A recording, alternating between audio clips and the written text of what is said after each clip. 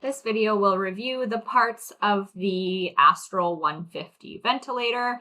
So we'll start on the reverse side of the machine.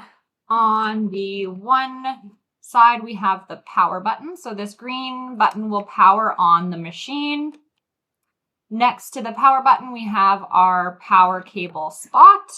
So you'll notice a small white arrow on top of that outlet, which will line up with the arrows on your power cord. So once those are lined up, the power cable will connect to the outlet. It'll click into place and then it will lock into place. So to release the power cable, you'll have to hold right where that arrow is and pull to release the power cord.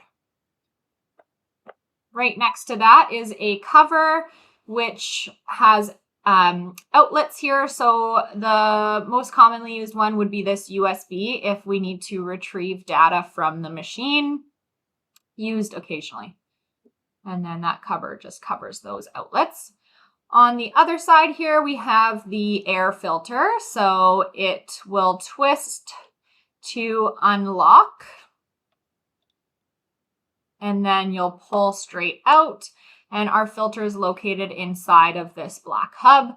So that will pull out and be disposed when needed. So you'll notice a gray dust on the outside when it needs to be changed. We recommend changing these once a month, depending on the conditions. If it's dusty or there's animals in the home, this might need to be changed more frequently, and they do come in packs of about 4 or 5.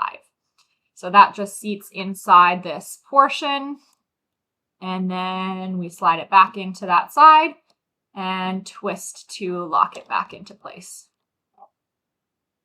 And you'll hear it click when it's in place. So that's the back of the machine. Once we flip it over to the front,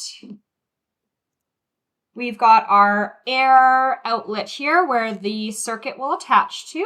And then the other side has our connectors for the sensing line. So the pressure line and the pilot valve line. This block can be exchanged for a dead end block for mouthpiece ventilation or for BiPAP use. So that's the front here. Once we tilt it up, we can see the display screen, which is touch screen to make any setting changes or navigate anything within the ventilator. The only button we have here is our alarm silence. And then we've got our light here that shows when the ventilator is in standby. So right now we're in standby. So we have this lit up. On the top corner here, we have our power indicator. So the one side is our AC power. So we've got it currently plugged into the wall. So AC is lit up. DC would be connected to the power wheelchair or connected to a car plug-in. And then here is our battery light. So when it's flashing, this means that the internal battery is charging. And then we'll see when we disconnect from AC power. So we'll disconnect here at the back of the machine. And you'll see the AC light goes out and we have the battery light indicating that we're running off of the internal battery. And then you heard a audible alarm, and we can see a visual alarm here up at the top, which says using internal battery. Also, we've got a visual alarm here with the lit up alarm bar. So we can silence that alarm by pressing it once.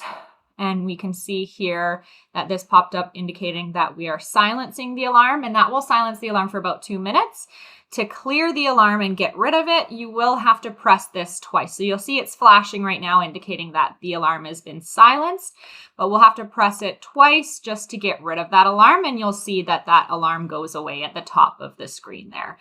So the alarm silence, pressing it once will silence the alarm for about 2 minutes. Pressing it twice will clear the alarm unless the thing that is alarming is not resolved. So if you have, say, a high pressure alarm, your member needs suctioning, you silence the alarm, but you try and press it twice and you haven't suctioned yet and there's still high pressure in the system, it won't clear the alarm. So you'll continue to have a visual and audible alarm without resolving the issue for the alarm.